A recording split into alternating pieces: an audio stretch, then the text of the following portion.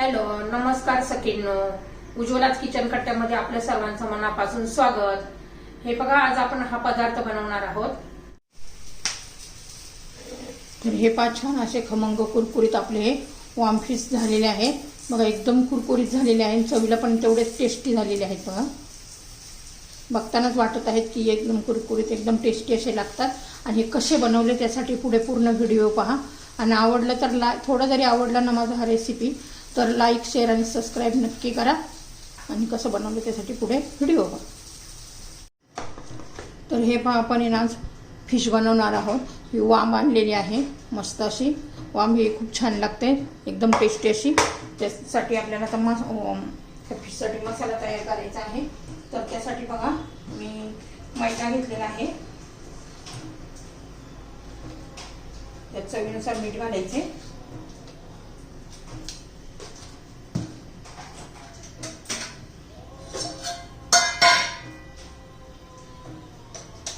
थोडीशी हळद घालूया आणि लाल तिखट घालायचं आहे. तुमच्या चवीनुसार घाला. मी हा 1.5 चमचा घातलेला आहे. एक अर्धा चमचा धना पावडर घालायची आहे. थोडासा 1 चमचा मी कांदा लसूण मसाला घालते. आता हे सर्व आपण मिक्स करून घेणार आहोत.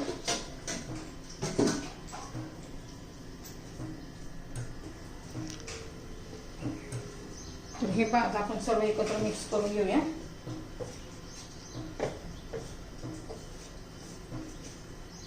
एकदम टेस्टी असे होतात. आता मी तवा पण गरम करण्यासाठी ठेवलेला आहे.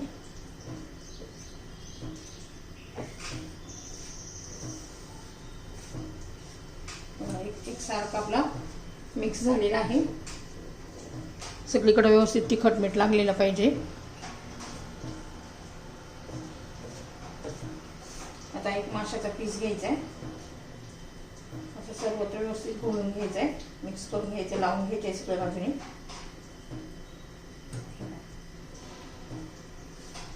आता सर्व माशाच्या पीसला सगळीकडे लावून घेऊया आपण, सर्व पिसांना.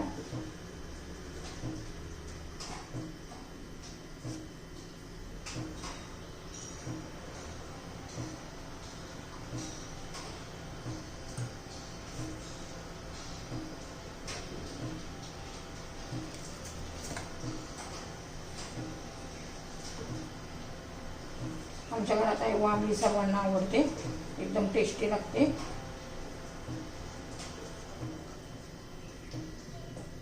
बाजूला लावून झालेला आहे.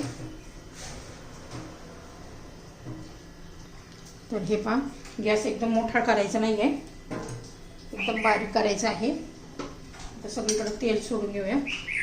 तुम्ही तळू पण शकता, पण मी तळणार नाहीये. तर 4 पीस करून घेऊया. 8 पीस आलेले आहेत.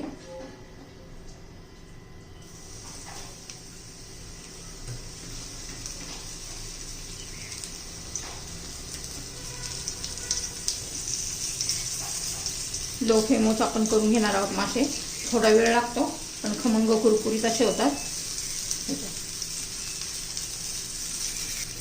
तरी पहा, साईडने आपण असं तेल सोडून घेऊया.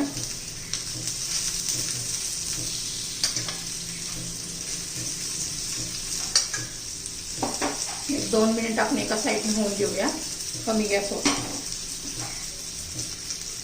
तर हे पहा, 2 मिनिट झालेले आहेत. आपण उलटे करून घेऊया.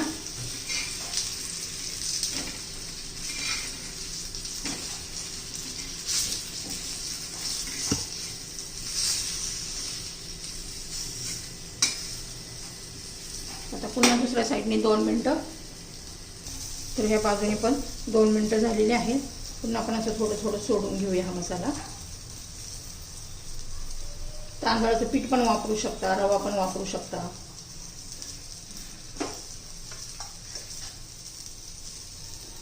आता उलटे करून घेऊया. असेच खालीवर करत राहायचे, उलटे उलटे करत राहायचे, म्हणजे छान असे एकदम व्यवस्थित होतात.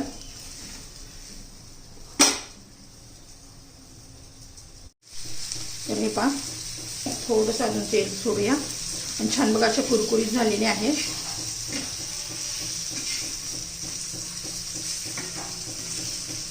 आता राहिलेले पण मी असेच तळून घेते.